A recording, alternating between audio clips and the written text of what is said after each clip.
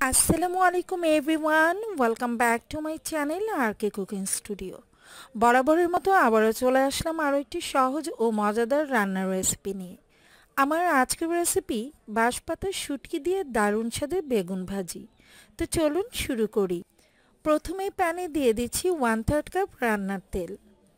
তেল গরম হয়ে গেছে, এ পর্যায়ে দিয়ে দিচ্ছি 1 কাপ পরিমাণ পেঁয়াজ কুচি, রসুন কুচি দিয়ে দিচ্ছি হাফ কাপ পরিমাণ, চিড়ে রাখা কাঁচামরিচ দিয়ে দিচ্ছি 5টি, তবে ঝালটা আপনাদের পছন্দ মতো বাড়িয়ে বা কমিয়ে নিতে পারবেন। কিছুক্ষণ ভেজে নেওয়ার পর যখন দেখবেন যে পেঁয়াজের রঙটা হালকা চেঞ্জ হয়ে এসেছে, ঠিক এ পর্যায়ে দিয়ে দিতে হবে শুটকি। আমি এখানে 5টি বড় সাইজের বাঁশপাতার শুটকি নিয়েছি, আর এই শুটকিগুলোকে খুব ভালো করে ধুয়ে তারপর শিলপাটে বেটে নিয়েছি। এতে করে কাটা লাগার কোনো চান্স থাকবে না। তবে আপনারা চাইলে এ পর্যায়ে বাঁশপাতা শুটকির বদলে আপনাদের পছন্দ মতো অন্যান্য শুটকিটাও ইউজ করতে পারবেন। শুটকি পেস্ট দিয়ে ভালো করে ভেজে নিতে হবে, যাতে করে শুটকির কাঁচা গন্ধটা থেকে না যায়। ভেজে নেওয়া হয়ে গেছে, এ পর্যায়ে দিয়ে দিচ্ছি সামান্য পরিমাণে পানি।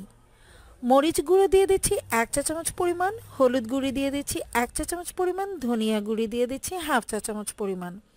এবার খুব ভালো করে মশলাটাকে কষিয়ে নিতে হবে। মশলা কষানো হয়ে গেছে, দিয়ে দিচ্ছি টুকরো করে কেটে রাখা বেগুন। আমি এখানে কালো লম্বা বেগুনটা নিয়েছি, আর এগুলোকে ছোট ছোট টুকরো করে কেটে নিয়েছি। আপনারা চাইলে গোল বেগুনটাও এ পর্যায়ে ইউজ করতে পারবেন। এবার খুব ভালো করে কষিয়ে নিতে হবে। বেগুন থেকে যে পানি উঠবে তাতে কিন্তু বেগুনগুলো খুব ভালো করে সেদ্ধ হয়ে যাবে, এক্সট্রা পানি দেওয়ার কোনো প্রয়োজন নেই।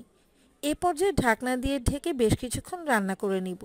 কিছুক্ষণ রান্না করে নিয়েছি, আর দেখতে পাচ্ছেন বেগুন থেকে যে এক্সট্রা পানি উঠেছিল সেগুলো একদম শুকিয়ে গেছে, আর বেগুনের তরকারিটা কিন্তু একদম মাখা মাখা হয়ে গেছে। এ পর্যায়ে আমি চুলা থেকে নামিয়ে নিব।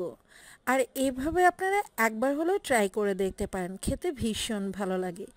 গরম ভাতের সাথে দারুণ জমে যাবে মজাদার এই বাঁশপাতার শুটকি দিয়ে বেগুন ভাজি। আশা করছি আমার আজকের রেসিপি আপনাদের কাছে ভীষণ ভালো লেগেছে।